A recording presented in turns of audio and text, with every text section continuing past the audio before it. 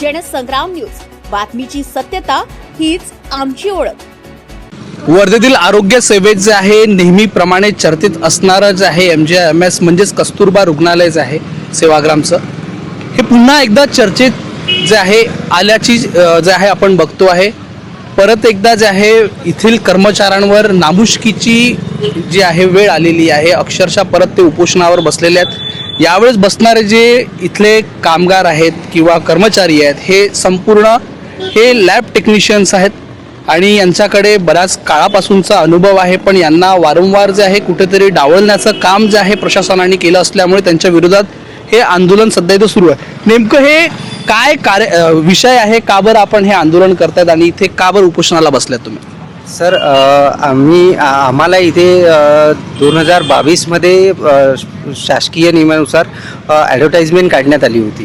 त्या ॲडव्हर्टाइजमेंटनुसार आम्ही इथे अप्लाय केलं आहे आणि त्याच्यानुसार आमची एक्झाम झाली आणि एक्झामनुसार आम्हाला लॅबोरेटरी टेक्निशियननुसार ॲडव्हर्टाइजमेंट होती। त्याच्यानुसार आमची नियुक्ती आहे लॅबोरेटरी टेक्निशियन या पदावर 2 वर्षाच्या प्रोव्हिजन कालावधीसाठी करण्यात आली होती।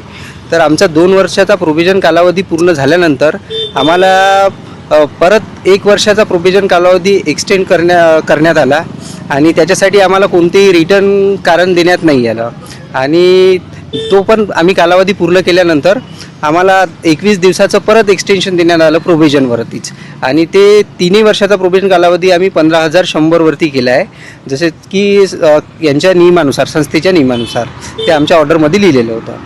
आणि आता जेव्हा आम्हाला परमनंट करण्याची वेळ आली तेव्हा सरळ यांनी आमचा 3 वर्षाचा प्रोव्हिजन कालावधी जो आहे तो लक्षात न घेता नवीन नियुक्ती आदेश काढला रेग्युलरवाला आणि त्याच्यामध्ये आमची पोस्टच चेंज केली आहे। आमची पोस्ट होती लॅबोरेटरी टेक्निशियन, त्यांनी आम्हाला लॅबोरेटरी टेक्निशियन ज्युनियर अशी पोस्ट केली आहे आणि नवीन नियुक्ती आदेश दिला आहे आणि त्याच्यानुसार आमच्या वेतनामध्ये तफावत केली आहे। आम्हाला पे स्केल जे आहे ते त्यांनी 21,700च्या हिशोबाने दिलं आहे, जे की S7 येतं आणि आमची पोस्ट जी आहे जी लॅबोरेटरी टेक्निशियन, आमचं जे पे स्केल आहे S13 नुसार 35,400 आहे। तर आम्हाला स्टार्टिंग ते न देता 21,700 दिलं आणि पोस्ट चेंज केली। त्याच्यासाठी आम्ही संस्थेच्या प्रशासनाकडे वारंवार पत्रव्यवहार केला आणि त्यांना त्याच्यावरती निर्णय घ्यायला किंवा आम्हाला याच्यावरती तोडगा काढण्यासाठी त्यांना पत्रव्यवहार केला, पण त्यांच्याकडून कोणतंही प्रत्युत्तर नाही आलं आणि आम्हाला बोलावण्यात पण नाही आलं आणि कोणता पण त्याच्यावरती आजपर्यंत निर्णय घेतला नाही।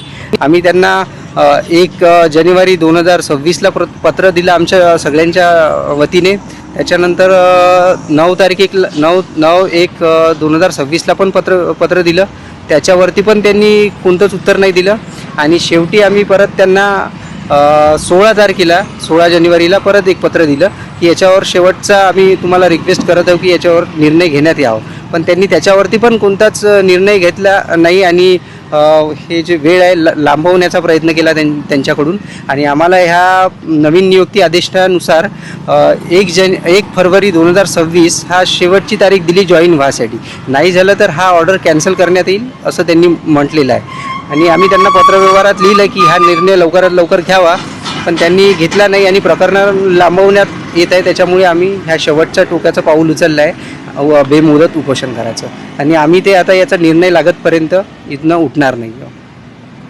नक्कीच ज्या प्रकारे कर्मचाऱ्यांनी सांगितलं आहे की अक्षरशः परत बेमुदत उपोषणावर हे कर्मचारी बसलेले आहेत, नेमकं या झोपलेल्या प्रशासनाला जाग येईल का हे बघणं आहे। कारण ज्या प्रकारे वारंवार यांचा हलगर्जीपणा किंवा भोंगळप कारभार जो आहे नेहमीप्रमाणे परत एकदा या चव्हाट्यावर आलेला आहे आणि हा आलेला कारभारावर प्रशासन कधी जे आहे निष्पक्षपणे निर्णय देईल हे आता बघण्यासारखं असणार आहे।